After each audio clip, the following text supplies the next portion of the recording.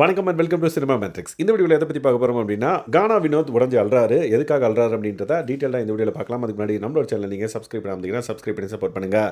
கானா வினோத்துக்கு இன்றைக்கி பிறந்த நாள் அப்படின்றனால நிறைய பேர் வந்து பார்த்திங்க அப்படின்னா அவருக்கு வீட்டுக்குள்ளேயே வந்து விஷ் பண்ணுறாங்க. அண்ட் தென் கேமரா முன்னாடி நின்று ஹாப்பி பர்த்டே விஷஸ் வந்து சொல்கிறாங்க.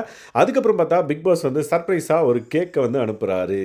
கேக் அனுப்பின உடனே அந்த பர்டிகுலர் கேக்கில் மென்ஷன் பண்ணியிருந்த ஒரு டெக்ஸ்ட்டை பார்த்து அவர் வந்து ரொம்ப எமோஷனல் ஆகி அல்றாரு. ஹாப்பி பர்த்டே அப்பா அப்படின்ற மாதிரி அவங்க ரெண்டு பேர் பசங்களோட பேரை வந்து போட்டு அந்த பர்டிகுலர் கேக் வந்து உள்ளே வந்திருக்கு. ஸோ இவர் மேலே அவங்க பசங்களுக்கு எந்த அளவுக்கு வந்து ஒரு பாசம் இருக்கும் அப்பா அப்படின்ற ஒரு ஸ்தானத்தில் அப்படின்றது இது மூலமாக தெரிய வருது அப்படின்ற மாதிரி ரொம்ப எமோஷனலாகி அவர் வந்து உடஞ்சி அழ ஆரம்பிச்சிட்டார். கேக் உள்ளே வந்ததும் அந்த பேரை படித்ததும் பிரவீன்றது தான் வந்து அதில் என்ன எழுதியிருக்கு அப்படின்ற மாதிரி படித்த உடனே வந்து பார்த்திங்கன்னா ரொம்ப பிரேக் டவுன் ஆகி அழ ஆரம்பிச்சிட்டாரு. வினோத் அவரோட வீட்டு ஞாபகம் வந்துருச்சு. வீட்டு பசங்க அவங்களோட ஒய்ஃப் எல்லாம் ஞாபகம் வந்து ரொம்ப அழுதாரு கொஞ்சம் நேரம். அதுக்கப்புறம் வந்து லெட் இம் க்ரை அப்படின்ற மாதிரி பிக் பாஸ் டீம் எல்லாருமே வந்து பார்த்திங்கன்னா அவரை வந்து அழ விட்டாங்க. அதுக்கப்புறம் கொஞ்சம் நேரம் கழித்து அவரே வந்து சமாதானமாகி செலிப்ரேட்டும் வந்து பண்ணாங்க. ஸோ செலிப்ரேட் பண்ணுறப்ப அதில் வந்து என்ன இருக்குது அப்படின்றத படித்து ரொம்ப தேங்க்யூ லவ் யூ அப்படின்ற மாதிரி அவங்க குடும்பத்துக்கு எல்லாத்துக்கும் வந்து தேங்க்ஸ் சொல்லிவிட்டு அந்த கேக்கை வந்து வெட்டலாம் அப்படின்றப்ப எல்லாருமே வந்து பார்த்திங்கன்னா ஹாப்பி பர்த்டே பாட்டு பாடி வந்து அவரோட பர்த்டே வந்து செலிப்ரேட் பண்ணுறாங்க.